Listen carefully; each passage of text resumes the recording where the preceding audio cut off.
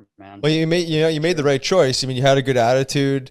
Obviously it didn't work out up front the way, you had envisioned it. And there's probably some disappointment when you land up going back to the Phantoms, but you go back to the Phantoms on D and you play very well and you get the call Yeah. and now you're back up on D and you look But that's, comfortable and you look ready to rock and rock solid, really. That's a crazy story about it. That's like, so obviously like what happened, the only reason why I went back down is because there were so many injuries D back there and with the Phantoms.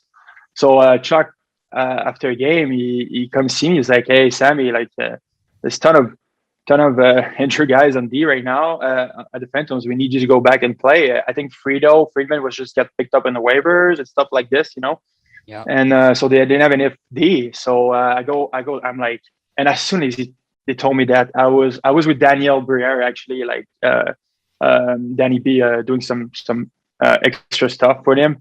And that was my last practice as a forward, and I was so happy, man. when they told me, just go, you need to go play some go play defense there. And my first game against Hershey, I was so happy, like in the warm up and stuff. I was just like, I was like, man, and first shift, like I do a good first, I just do a good first pass and all that stuff. And I had a great game that game, and I was like, man, I loved it. And I played another game against Hershey. And after that, I talked to Gordo a little bit. And I told him, like, I don't think I can do it anymore. I can't be a forward. And he's like, I think you should call Chuck. And that's what I did. I called Chuck. And I told him what I was thinking, that kind of what I want to do. And he was like, obviously, if he was okay with the decision, but you're probably gonna stay in the Phantoms. And I was like, yeah, it's fine with me. Like, I give it a try. And with my agent, I give it a try, and I just don't feel comfortable doing it. And all of a sudden, Philly struggle, and you get a call, and that was scored your first goal, and that was like only in like 2 or 3 weeks, and I've been waiting for that opportunity all my life. Like it was crazy, it goes so fast. Yeah, that was awesome. We were, every week we have we do our show here, and we have other things that we jump on with other people, and we were crying for Big Sam. Crying. Calling this guy up. Well, yeah, like we were, we were ready, and we know you're ready because we both know you so well. But the best thing one of the things that we talked about, we did a post game one night. It might have been the night he scored, Riggs? Was it that night? We did a post game, and the whole game, not because you scored the goal, Sammy, but it was the way you played. You just made it look easy. You got the puck, you made the pass. If you didn't have a pass, you got it out of the zone. Nothing's happening, but you're a presence that they need. You have to have a presence, and you bring that, which and then to top it off, you score your first NHL goal. It gives me chills just because it was so great to see you finally get that. But just the way the team reacted, you could just tell. And we talked about it a lot. You could tell you're like a team favorite guy. Like you're fun to have around, like I said before. But it was awesome to see that.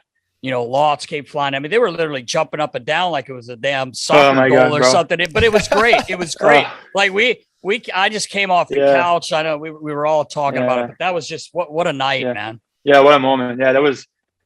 Oh my God, yeah, that was. I remember going to the bench, and actually, like I was just on the ice when I scored, and I go to the bench, and I can't play anymore, man. I just can't play. It's like Yossi was like, yeah, that's fine, bro. It's like, I was gonna put Proby in the ice. It's fine. I was like, yeah, I can do it. You bench yourself. Yeah. I was like, I'm done. I'm done. I was like, yeah, I bench myself. Honestly, I did. I was like, I score. Like I had my strap was undone. I didn't have my gloves on me. I was like, what was going on? It was so funny. Did you watch the replay a few times? Yeah, I watched. It's like, why my strap is undone? I have no gloves.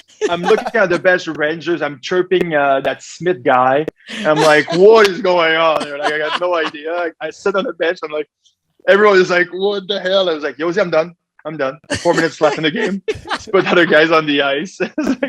It was so funny, but it was a great moment. And I know the boys like, oh my God, my teammates are everything for me, and they're my best friends. And I think they went through the same, like they saw me grinding it out in the gym, and obviously you saw it, Nasty, you were there, and it was such a long road for me, and it was the best moment in my life by far. Like, you know, you get drafted, it's cool. You play your first NHL goal, it's cool. But the way that happened to me was oh my God, I was like, what is going on there? I couldn't believe it. Yeah, I was like, man, I was ready to like, I was ready to stop playing because I was like, man, like my body just can't hold up anymore. It sucks, but just the way it is. And now I'm playing in NHL again, which was my dream when I was like, I decided to play hockey. I was pretty young, at 12 years old. Like I was like, I'm gonna be an NHL player, and it was just crazy, you know?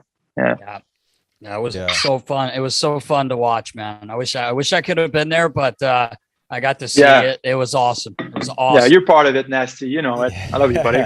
I love you too, buddy. Yeah. And leading up to your goal there, I think that the game before is when you pounded on Brendan Lemieux. But when you got called up, I think the Flyers were, I guess, at a crossroads of their season. They were lacking that energy and that spirit. And then, you know, we had talked about it like on the show and stuff about like the Flyers, like they need something, you need some sort of spark. And I was like, you know, when you got called up, I was like, this is it, man. Like this is exactly what they needed.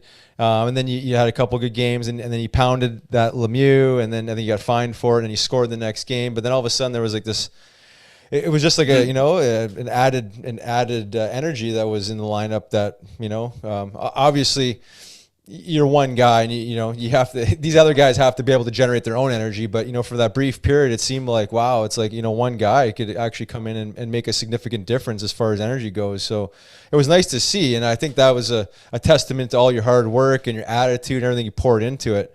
But obviously it's a team game, and, you know, that can only sustain itself so long. And then you have to have other elements that can help bring energy too, which I didn't think the team as a system didn't do a very good job towards the end of the season. But talk about that fight a little bit.